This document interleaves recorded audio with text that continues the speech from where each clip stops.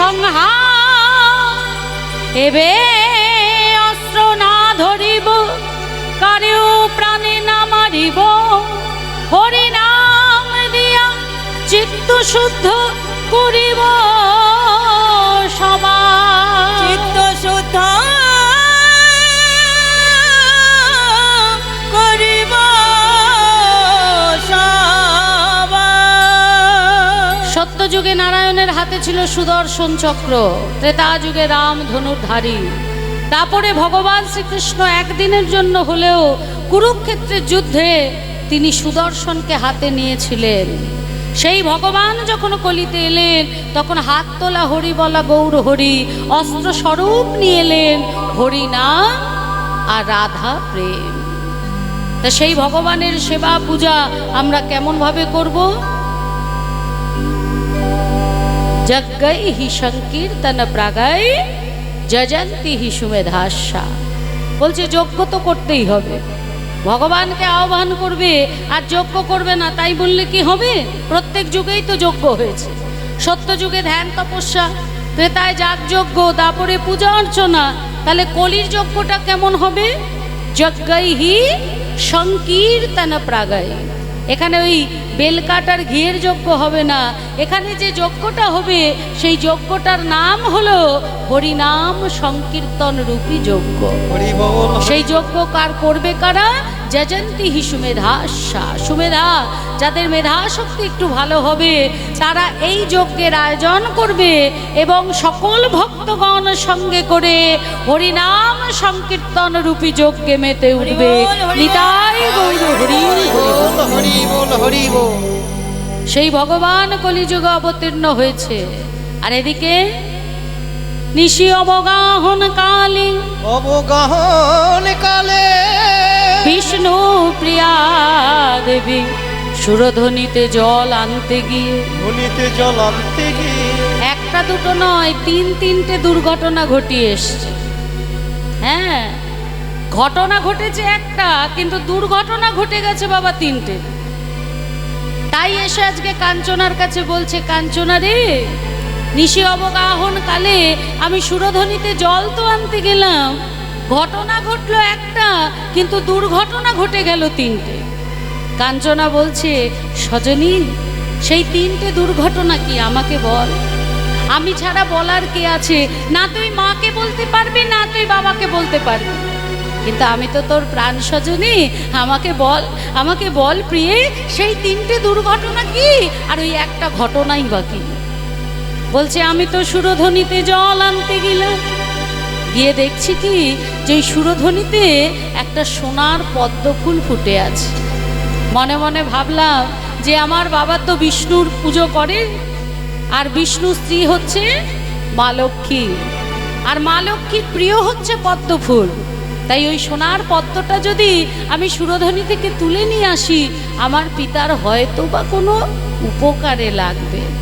এই ভেবে যখনই আমি সুরধ্বনিতে নামলাম, ওই সোনার পদ্মটা নেব বলে যত নামছি তত দেখছি যে ওই সোনার পদ্মটা ধীরে ধীরে দূরে দূরে সরে যাচ্ছে। সাঁতার কেটে গিয়ে ধরলাম, আর তখনই হয়ে গেল প্রথম দুর্ঘটনা। যখনই ধরেছি তখন দেখছি না না না, ওটা সোনার পদ্ম ফুল নয়। বলছে, তাহলে ওটা কি? বলছে, ওরে ওটা হলো আমাদের নদিয়া নবদ্বীপের গোড়া চাঁদ। মহাপ্রভুর ওই ডুব সাঁতার হয় না, চিত সাঁতার, দেহটা জলের মধ্যে থাকে আর মুখটা ভেসে থাকে। তাই দেহটা জলের মধ্যে, মুখটা ভেসে আছে। সূর্য তখন অস্ত যায়, লাল আলোটা আমার গৌরাঙ্গ মহাপ্রভুর বদনে পড়েছে, আর দূর থেকে যেন মনে হচ্ছে যে ওটা কোনো মানুষ নয়, যেন সোনার পদ্ম ফুল ফুটে আছে। আর তাই ভেবে আজকে বিষ্ণুপ্রিয়া দেবী গেছেন সেই ফুলটা ধরতে, আর ঘটে গেছে প্রথম দুর্ঘটনা।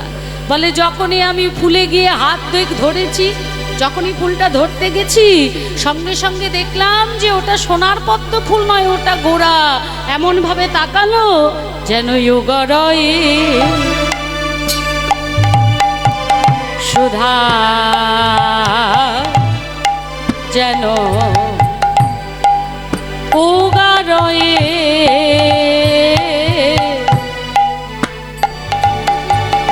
সুধা যেন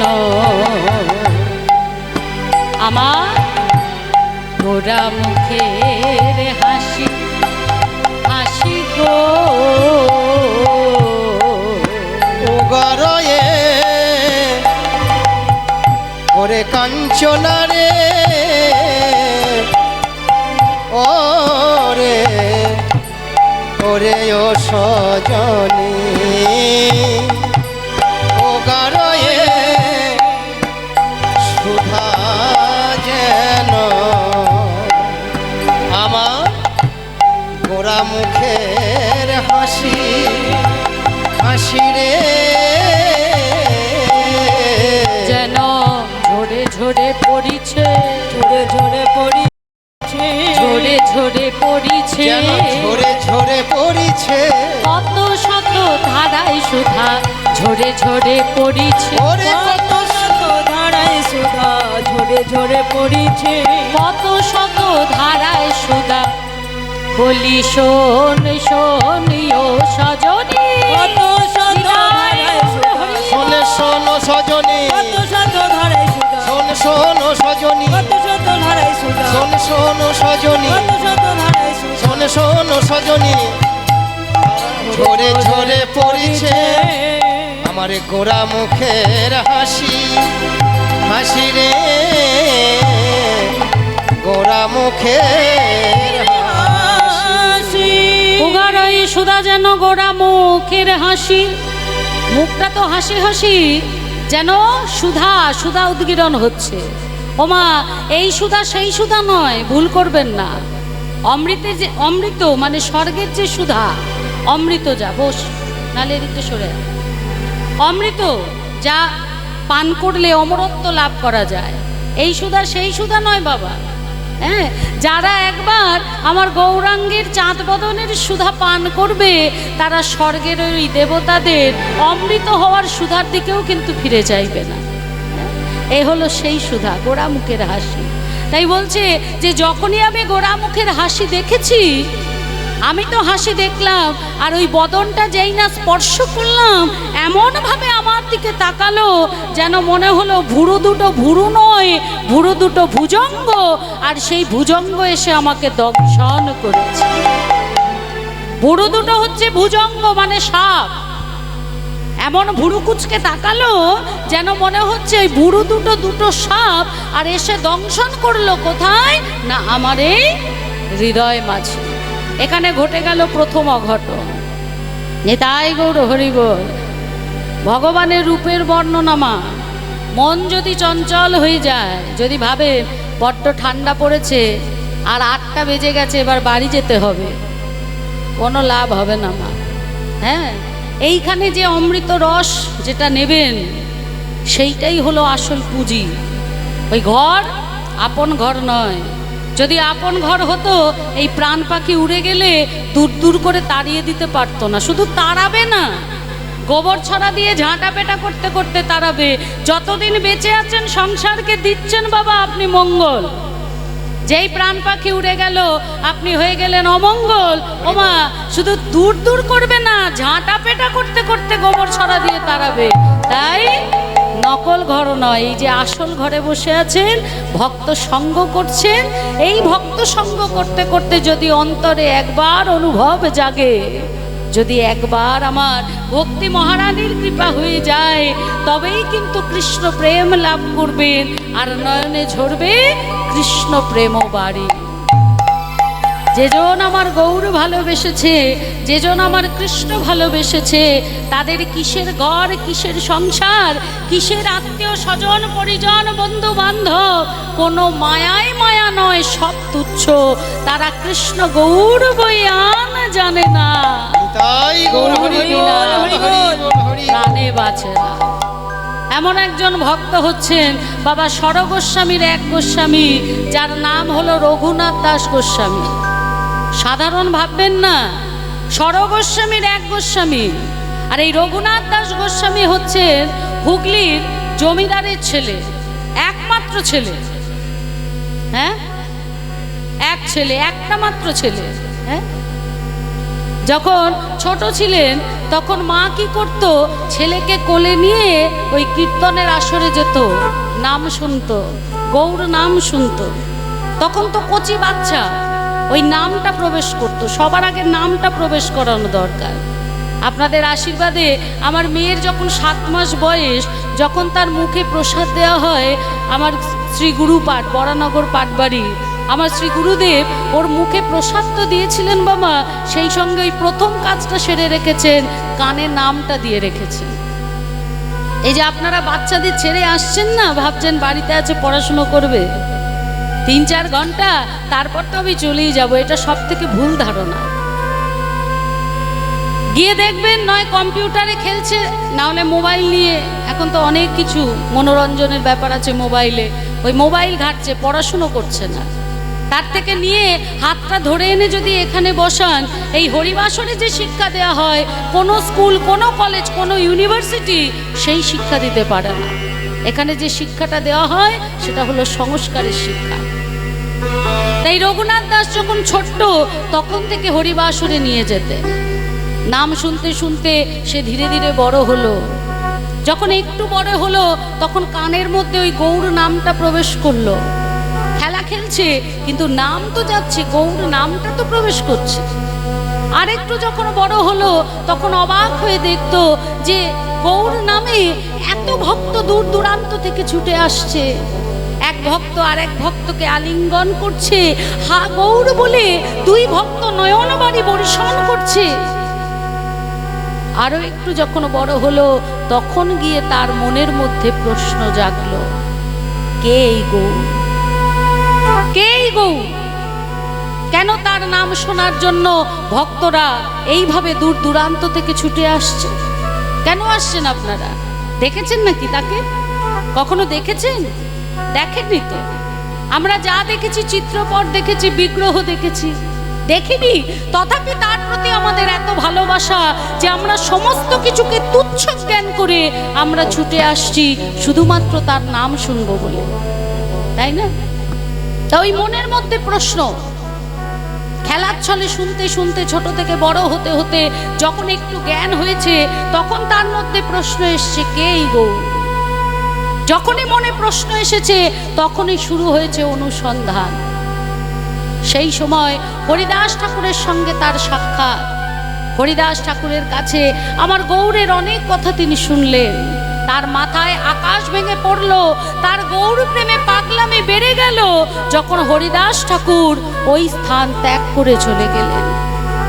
15 বছরের একটা যুবক, তার কোনো দিকে কোনো মন নেই, শুধু গৌর প্রেমে পাগল পারা। হা গৌর, প্রাণ গৌর বলে খালি গৌরকে খুঁজে বেড়ায়, বনে বাদারে, পথে ঘাটে, নদীর পারে, পুকুর পারে, শুধু গৌর গৌর আর গৌর।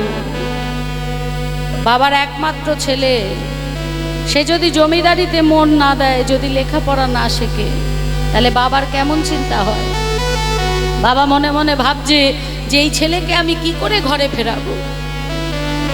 গ্রামের যারা মাতব্বর, তাদেরকে নিয়ে বসলেন আলোচনায়, আপনারা আমাকে বলে দিন আমি কি করব। তারা বললেন, দেখো গোবর্ধন দাস, তোমার ছেলে যদি কোনো নারীর প্রতি আসক্ত হতো, তাহলে আমরা বিধান দিতাম, ভালো একটা মেয়ে দেখে বিবাহ দিয়ে দাও, সেখান থেকে সে সরে আসবে। কিন্তু তোমার ছেলে তো তা নয়। তোমার ছেলে এমন একজনের প্রতি আসক্ত, কেউ যদি একবার তাকে ভালোবাসতে পারে মা, সে তাকে ছেড়ে দিলেও আমার গৌর তাকে ছাড়ে না, গৌর তাকে ছাড়ে না। গৌর প্রেম সহজেই পাওয়া যায়। কৃষ্ণ প্রেম পেতে গেলে অনেক কষ্ট পেতে হয়। বলেছে না, যে করে আমার আশ তার করি আমি সর্বনাশ। তথাপি যে ছাড়ে না আমার পাশ, তার হই আমি দাসের অনুদাস। অনেক পরীক্ষা, অনেক কষ্ট, তবে কিন্তু আমার কৃষ্ণের কৃপা পাওয়া যায়। কিন্তু আমার গৌর হরি, ওই যে সকালে বললাম না, মাতৃ নামে পরিচিত। যতই তোমার হাতে কাদা থাক, যতই কামনা বাসনার লালা ঝরুক না কেন, ওই কাদামাখা বদনে যদি একবার গৌর বলো, আর ওই কাদামাখা হাতে যদি বাহু দুটো তুলে একবার বলো, গৌর তুমি আমায় কৃপা করো, তাই গৌর হরি বল, মা হরি যেমন বল। সন্তানকে ফেলতে পারে না, তেমনি আমার গৌরও পারে না, ছুটে এসে সেই সন্তানকে কোলে তুলে নেয়। তাই গৌরের কৃপা পাওয়াটা বড় সোজা, কিচ্ছু লাগে না। অন্তরের শুদ্ধ প্রেম ভক্তি অনুরাগ গুরুচরণ আশ্রয় করে যদি তার নামটুকু সেবাটুকু স্বচ্ছভাবে করতে পারো, অন্তরে যদি তার প্রতি তোমার প্রেম থাকে, আর নয়নে যদি গৌর নামের বাড়ি থাকে, গৌর তাকে কৃপা করবে। তা বলছে যে কেউ যদি একবার গৌরকে ভালোবাসে, সে ছেড়ে দিলেও গৌর তাকে ছাড়ে না। তাই এর বিধান আমরা আর কি দেবো, তথাপি বলি, তাও এক কাজ করো, এক সুশীলা কন্যা দেখে তোমার ছেলের বিবাহ দিয়ে দাও। হ্যাঁ, অনেক সময় ওই স্ত্রীকে পেলে অন্য দিক থেকে মনটা সংসারে ফিরলেও ফিরতে পারে, তবে সত্যি যদি তোমার ছেলে গৌরকে অন্তর থেকে ভালোবাসতে পারে, ভালোবেসে তাকে ফেরা খুব মুশকিল। বিবাহ দিয়ে দেখতে পারো।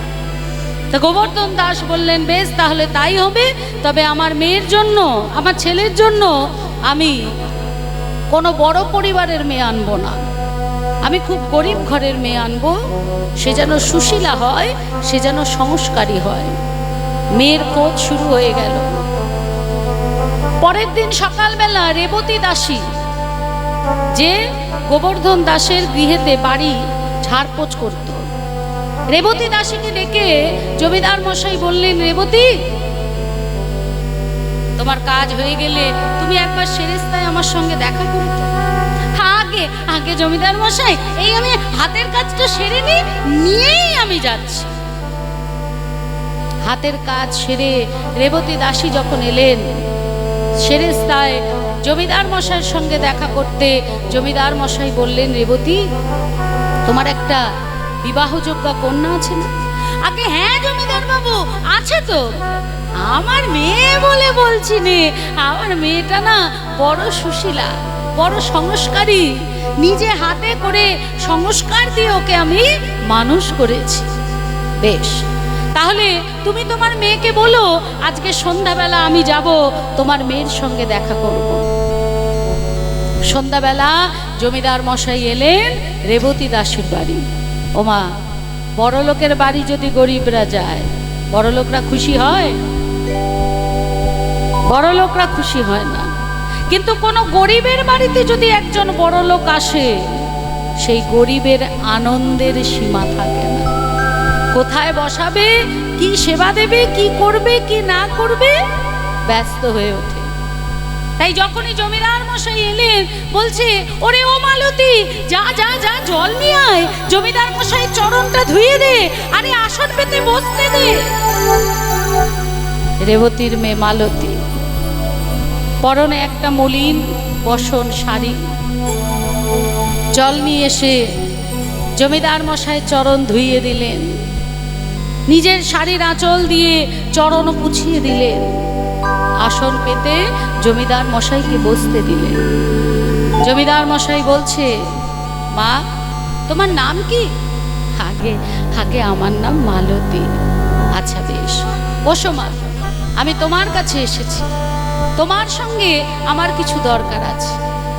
শোনো মা, তোমাকে দেখে আমার খুব ভালো লেগেছে, আমি তোমাকে আমার পুত্রবধূ করে নিয়ে যেতে চাই, তবে আমার শর্ত আছে মা। শর্ত হলো, আমার ছেলের মন অন্য জায়গায় আটকা পড়ে আছে।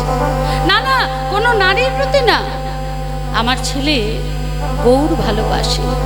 তোমার কাজ হবে আমার ছেলের মনটা ওই গৌর চরণ থেকে ঘুরিয়ে সংসারের মধ্যে নিয়ে আসা। পারবে মা? আমায় ক্ষমা করবেন জমিদার মশাই, আপনার ছেলে যদি কোনো নারীর প্রতি আসক্ত হতো, আমি আপনাকে কথা দিতাম। আপনার ছেলে যদি কোনো নেশার প্রতি আসক্ত হতো, আমি আপনাকে কথা দিতাম। কিন্তু আপনার ছেলে এমন একজনের প্রতি আসক্ত, তার চরণ পাবার জন্য তার চরণ তলে ভক্তরা গড়াগড়ি দিয়ে কাঁদছে। এ আমি পারবো না জমিদার মশাই। সে কি কথা, আমি যে বড় আশা করে এসেছিলাম, বড় আশা করে এসেছিলাম যে তুমি পারবে আমার ছেলেকে ঘরে ফেরাতে। আমার একমাত্র ছেলে, এত বড় জমিদারি কে দেখবে? আমার বয়সে আমার যদি কিছু হয়ে যায় আমার মুখাগ্নি কে করবে? এটা তুমি পারবে না। মালতী মনে মনে ভাবছে, মালতী মনে মনে ভাবছে যদি তার সাথে আমার বিবাহ হয় আমি হব তার সহধর্মিণী, আমি হব তার অর্ধাঙ্গিনী। যদি সে একবার গৌরের কৃপা পায়, প্রত্যক্ষভাবে না হোক পরোক্ষভাবে হলেও কিঞ্চিত কৃপা তো পাবো। বেশ, আমি এমনভাবে বলি যাতে কথা দেওয়াও হবে না, আবার কথা অস্বীকারও করা হবে না। বললেন, বেশ জমিদার মশাই, আমি চেষ্টা করব। ব্যাস, এতেই হবে। তুমি চেষ্টা করলেই আমার কাজ হবে। এই, বিবাহের দিন স্থির কর। বিবাহের দিন স্থির হলো। বিবাহ হলো রঘুনাথ দাস আর মালতীর সঙ্গে। বিবাহের পর মালতী এলেন জমিদার বাড়ি। যেদিন কাল রাত, বিবাহের পরের দিন, শ্বশুর মশাই ডেকে বললেন, বৌমা, আমার কথা মনে আছে তো মা? তুমি কিন্তু আমায় কথা দিয়েছো। বলছে, নিশ্চয়ই বাবা, আমার যথাসাধ্য আমি চেষ্টা করব। এবার এলো সেই ফুলশয্যার রাত। বিছানার ওপর ফুল দিয়ে সাজানো, সেই বিছানার ওপর বসে আছে মালতী। গভীর রজনীতে রঘুনাথ দাস ঘরের মধ্যে প্রবেশ করলেন। মালতী বিছানা থেকে নেমে যখনই স্বামীর চরণে প্রণাম করেছে, সঙ্গে সঙ্গে রঘুনাথ দাস বলে উঠল, আচ্ছা মালতী, যদি বিছানার উপর ফুল দিয়ে সাজানো থাকে তাকে বলে ফুলশয্যা, আর যদি একটা দেহের উপর ফুল দিয়ে সাজানো থাকে তাকে বলা হয় অন্তিম যাত্রা। তুমি কোনটা চাও, ফুলশয্যা না অন্তিম যাত্রা? সঙ্গে সঙ্গে মালতী বলে উঠল, ওগো স্বামী গো, না আমি ফুলশয্যা চাই না, আমি অন্তিম যাত্রা চাই। আমি ওই ফুলগুলো দিয়ে সুন্দর একটা মালা গেঁথে তোমার কণ্ঠে পরাতে চাই। যেই না এই কথা বলেছি, সঙ্গে সঙ্গে বলছে, তবে শোনো মালতী, তুমি হলে আমার সহধর্মিণী। স্বামীকে ধর্মের পথে এগিয়ে দেওয়া, এই এগিয়ে দেওয়াটাই হলো একজন স্ত্রীর পরম কর্তব্য। আমি একজনকে ভালোবাসি মালতী, তুমি পারবে, তুমি পারবে আজকের এই রাতে আমার হাত ধরে আমাকে ঘরের বাইরে করে দিতে, আমার গৌরের কাছে যাবার ওই পথটাতে এগিয়ে দিতে পারবে?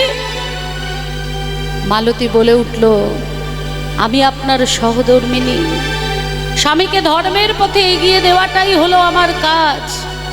এটা আপনি ঠিকই বলেছেন। তবে স্বামী, আজ তো আমাদের জীবনের শুরু, আজকে হলো আমাদের জীবনের প্রথম দিন। আজ না গিয়ে কাল সকালে যাবে। রঘুনাথ দাস বলে উঠল, না না না, আচ্ছা, প্রত্যেক ফুলশয্যার রাতে স্বামী যেমন স্ত্রীকে কিছু দেয়, স্ত্রীও তো স্বামীকে দেয়। তাহলে আমি তোমার কাছে যেটা চাইছি তুমি আমায় সেটা দাও। মালতী বলছে, আমি কি দেব আপনাকে? আমি হত দরিদ্র ঘরের মেয়ে, একটা মলিন বসন ছাড়া দ্বিতীয় কোনো বসন আমি পাইনি। অর্ধেকটা অঙ্গে দিয়েছি, অর্ধেকটা শুকিয়েছি, আবার শুকনোটা পরে বাকি অর্ধেকটা শুকিয়ে পুরোটা পড়েছি। দিন আনা দিন খাওয়া, কোনো দিন খাওয়া জুটেছে, কোনো দিন জোটেনি। আমি কি দেব আপনাকে? রঘুনাথ দাস বললেন, তুমি কি কিছুই দিতে পারো না? বুদ্ধিমতী মালতী মনে মনে ভাবছে, যাকে স্বামী বলে গ্রহণ করেছি, যে আমার স্বামী, তাকে তো অদেও কিছু নেই। আমা বলতে যা কিছু সবটা তো শুধু তার। তাহলে আমা বলতে যা কিছু এটাই আমি তাকে দেব, অন্য কিছু কেন দেব? তাই কবিগুরুর ভাষায় কি সুন্দর বলছে দেখো, মম জীবন যৌবন মম অখিল ভুবন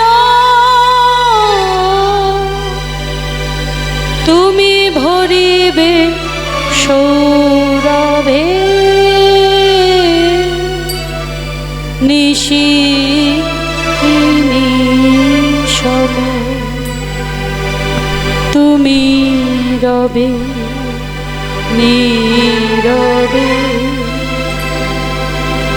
হৃদয়ে মম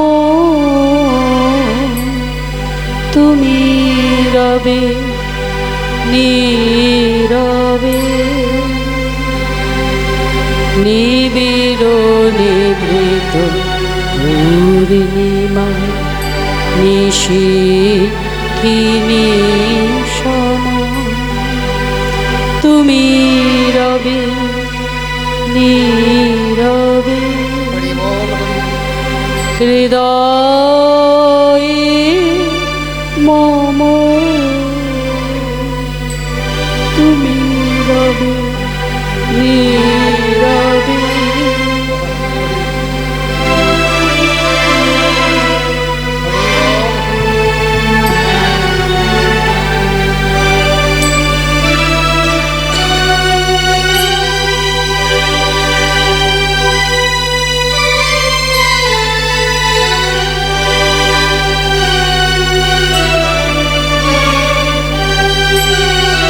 হরি বল হরি বল হরি তাই বল। যখন এই কথা বলেছে মালতী গো আর আমায় আটকে রেখো না মালতী। আজ যদি আমি তোমার কাছে থেকে যাই আমার এই দেহ আমার এই মন আমা বলতে যা কিছু সবটা যে উচ্ছিষ্ট হয়ে যাবে মালতী। আর একবার যদি আমি উচ্ছিষ্ট হয়ে যাই আমি যে আর গৌরী সেবায় লাগতে পারবো না। আমার হাত ধরে আমার গৌরী সেবার পথে আমায় পার করে দাও মালতী, পার করে দাও। বেশ স্বামী তুমি যা চাও তবে তাই হোক। ফুলসজ্জা রাতে স্বামীর হাত ধরে ওই অন্ধকারে স্বামীকে ঘরের বাইরে বার করে দিলে চলে যাচ্ছে রঘুনাথ দাস। যত দূর নয়ন যায় থাকতে পারলেন না মা, ছুটতে ছুটতে গিয়ে চরণ দুটি জড়িয়ে ধরে বলছে ওগো স্বামী গো, স্বামী গো তুমি যাচ্ছ তোমার গৌর দর্শনে গৌর চরণে। যদি তুমি তোমার গৌরকে পাও তবে তাকে একটি কথা বলে দিও, ঘরের কোণে এক অভাগিনী সেও গৌর বলে কাঁদছে। প্রত্যক্ষভাবে না হোক পরোক্ষভাবে যেন কিঞ্চিত হলেও কৃপা সেই অভাগিনীকে করে, হরি বল হরি বল। যেন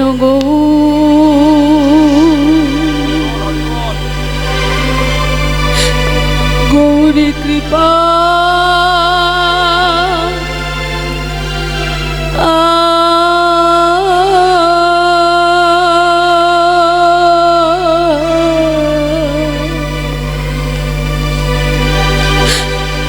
যেন গৌরী কৃপা করে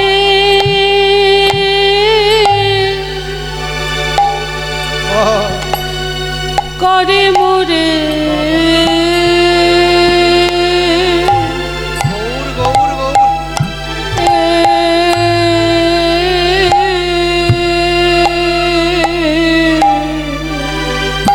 ওগো স্বামী গো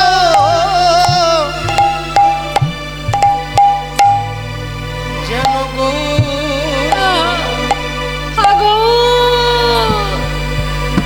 গৌরী কৃপা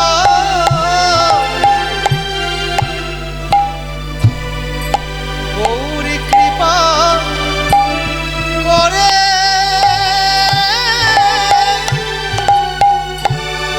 করে মোরে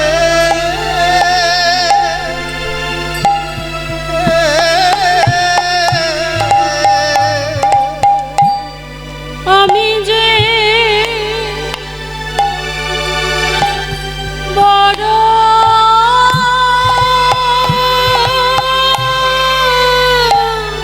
হরি বল আমি যে বড়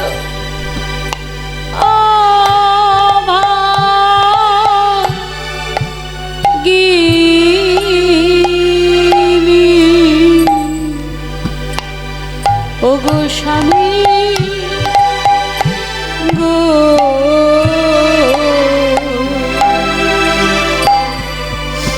যেন গো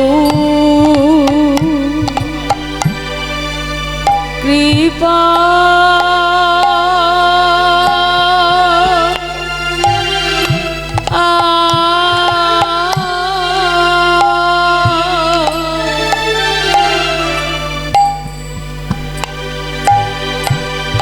গৌরী কৃপা করে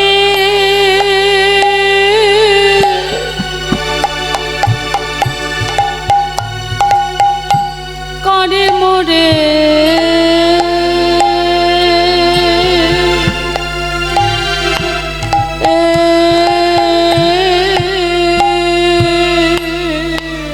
আমি যে বড়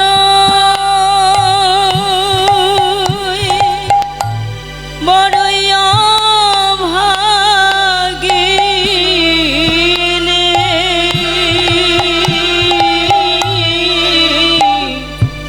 স্বামী গো গৌর কৃপা তাই কৃপা করে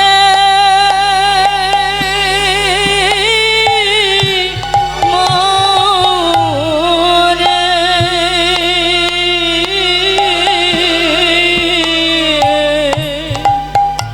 আজ গো গো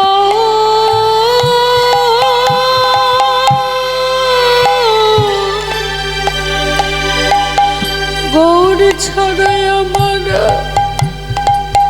কেহ নাই ও গো স্বামী গো যেন গো আগো কৃপা